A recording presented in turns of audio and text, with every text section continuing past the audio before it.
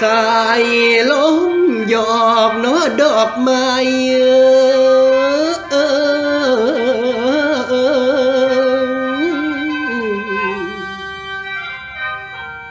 หัวใจชายมาปิ้นปันแสงแดดมัน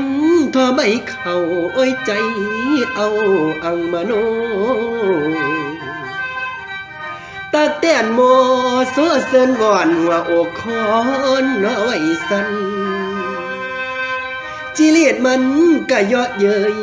เลือต้นเวยผู้หักพังจีปมยังมาล่อเล่นหินเฮาเป็นหมาหัวเนาเครียดจินากะสร้างเว้าเหลือตนเจ้าเขาบ่เนียมยาข้าแก้มในป่าเข้าว่าควันหาเจ้าอย่าจื้อหัวควายลือกะตึมให้เศร้าไว้ใจผู้หญิงคนหักจริงสั่งตัวใด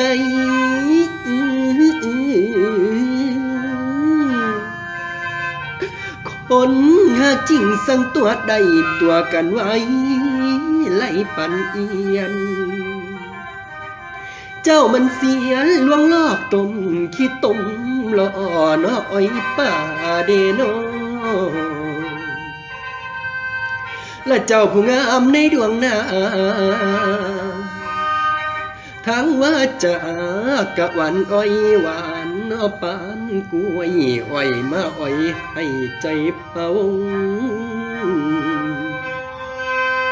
ลงคำคมข้าลมเว้าว่าสิเอาไอ้เป็นคู่ว่าไอ้ดูจังสันสีขยันแท้แค่บ่รวยเจ้าคนสวยว่ารับได้ว่ามีใจสิเข้าห่วมเฮาสิรวมหักแท้อยู่กินมันกันพอเพียงหวังว่ามียังนอนเคียงข้างอ้ายกับนา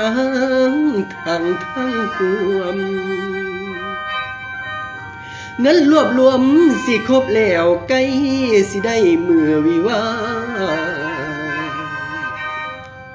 ข้าวเก้าสามาทั้งบ้านว่านงคานเป็นลายไหมพ่อผู้ไม่มักหน้าเจ้าบ่ท่าแล้วหักเขาอันรักเราเคยหวา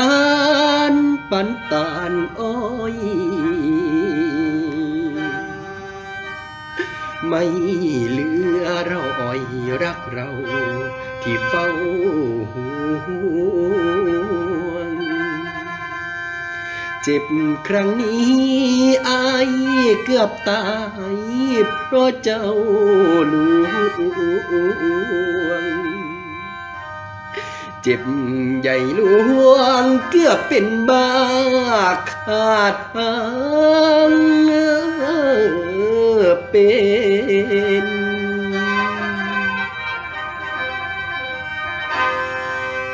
ละนอนย้ำเว้นปั่นเป็นบ้าอยู่เที่ยงนาแก้มหมูไก่บอกกล้าไป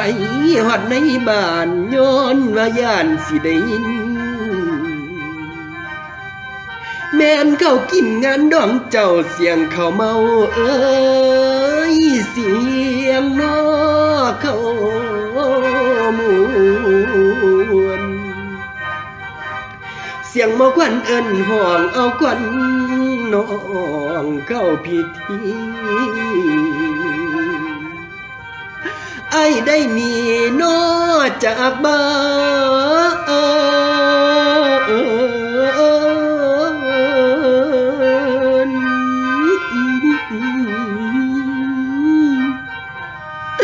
ไอ้ได้หนี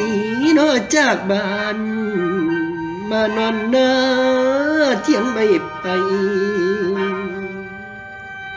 ปานนั้นไก่ยังขันเยื่อเลือดต้นผู้หักพังบ บ่เหลือหยังความหวังลอย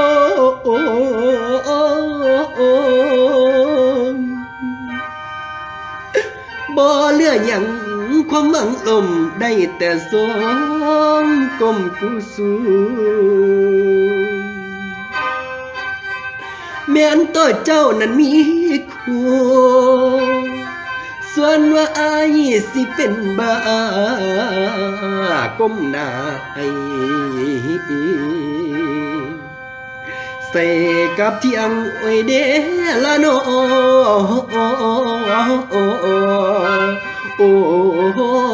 ้ยสิตาย